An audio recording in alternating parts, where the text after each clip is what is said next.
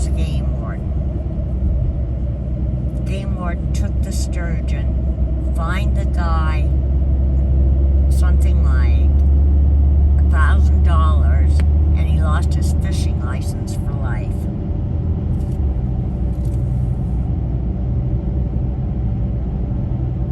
But that sturgeon was huge.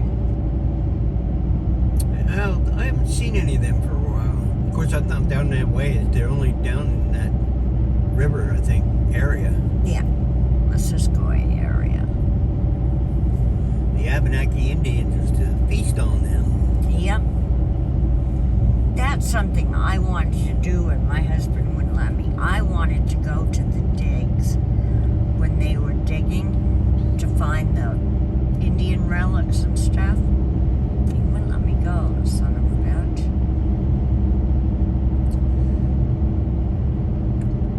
Did he own you? Pretty much.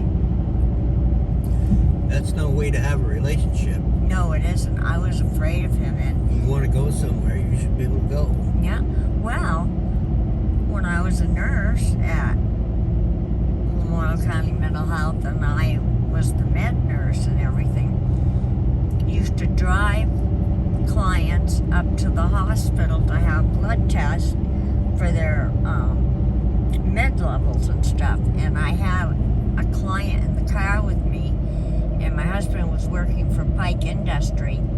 He parked the truck right in the middle of, that four-way place in Morrisville. Yep, right at the intersection. Right there.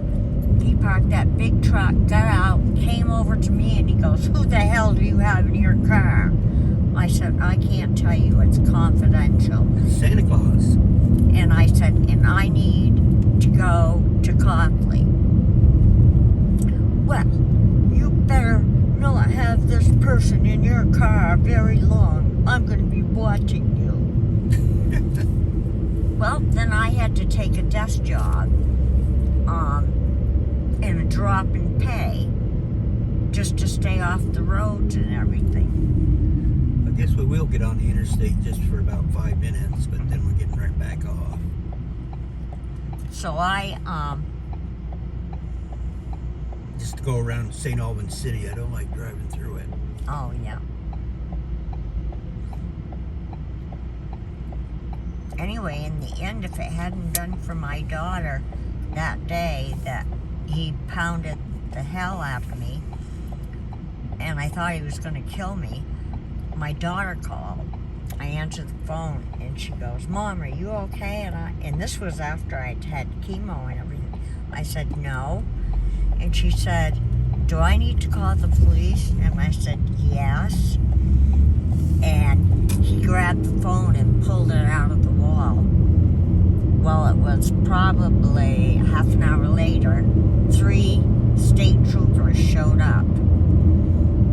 And when they went to talk to him, well, they wanted to talk to me, and he said, "No, she's not going anywhere with you. If you want to talk to her, you talk to her right here." And the cop said, "Mr. Broadwell, we are going to talk to your wife." And he had a cane in his hand. He took the cane, he whacked the cop with it. That was the end of that one. Whack-a-mole. Yeah, and they took him to jail.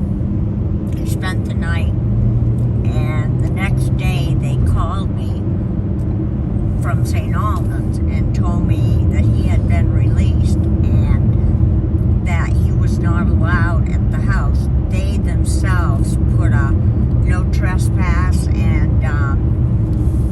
what's it called? The other A relief thing. from abuse order. Yes, and that he was not allowed to come to the house at all. I used to serve lots and lots of those on people. So his daughter, I guess, came and got him. And she lived down southern part of Vermont. And he would call me up and say, "I'm coming." And I said, "You can't come here or the cops are going to be here." "Well, I'm going to come up there."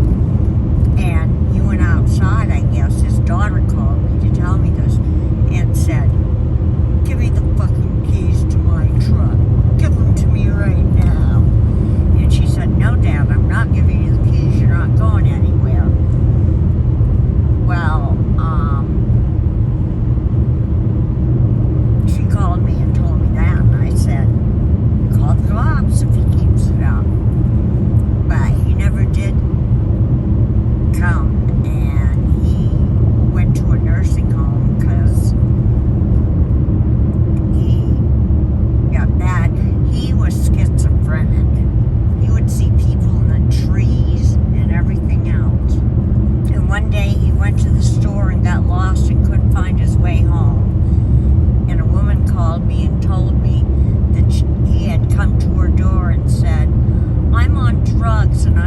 find my way home. I said, he's not on drugs.